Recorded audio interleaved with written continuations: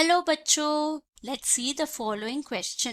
Question है write a brief note on colchicine.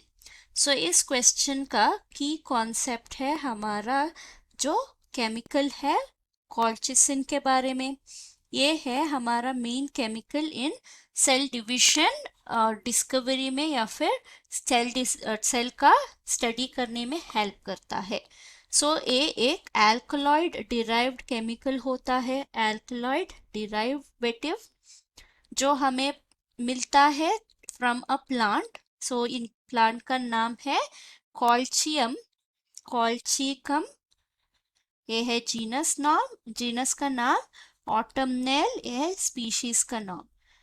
Colchicum autumnale है, इसको हम कॉमनली बोलते हैं ऑटम क्रॉकस, ऑटम क्रॉकस भी बोल सकते हैं। सो इससे एक केमिकल को हम डिराइव कर सकते हैं। इसका मेन फंक्शन क्या है?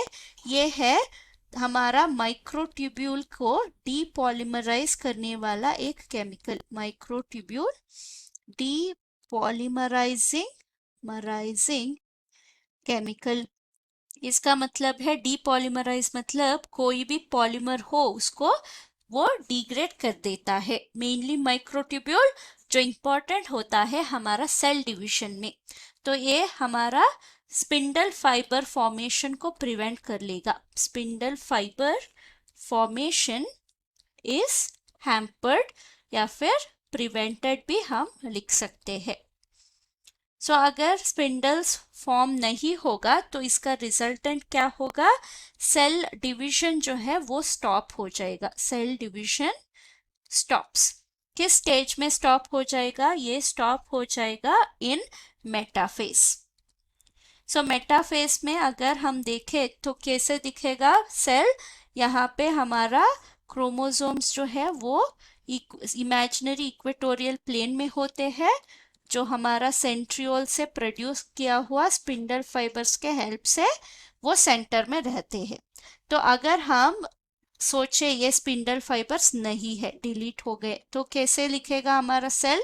सेंट्रियोल्स होंगे, क्रोमोसोम्स भी होंगे, पर ये कुछ डिस्टर्ब्ड होंगे, यानी ये इक्वेटोरियल प्लेन में नहीं रहेंगे। तो ये सेल इस तरह दिखने से क्या होगा? इस तरह दिखना शुरू हो जाएगा। क्रोमोसोम तो कॉम्पैक्ट रहेगा ही, पर हमारा मेटाफेज की जैसा स्पिंडल फाइबर्स नहीं दिखेगा। सो इससे क्या होगा? सिस्टर क्रोमैटिड्स जो है वो एनाफेज में सेपरेट नहीं हो सकते। Sister chromatids can't separate during anaphase. सो अगर हम एनाफेज में सिस्टर क्रोमैटिड सेपरेट नहीं हुए सो सेल डिवीजन उसी टाइम स्टॉप हो जाएगा। सो ये सेल डिवीजन या सेल स्टडी में क्यों इम्पोर्टेंट है? क्योंकि इस स्टेज में हम क्रोमोसोम का स्ट्रक्चर जो है वो इजीली स्टडी कर सकते हैं। सो क्रोमोसोमल स्ट्रक्चर स्टडी के लिए ये बहुत ही करेक्ट स्टेज होता है। एक है फर्स्ट इम्पोर्टेंस।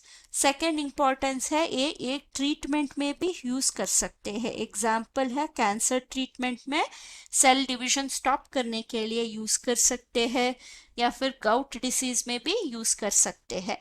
ये है हमारा कॉल्चिसिन के बारे में। Hope you have understood the concept. Thank you, all the best.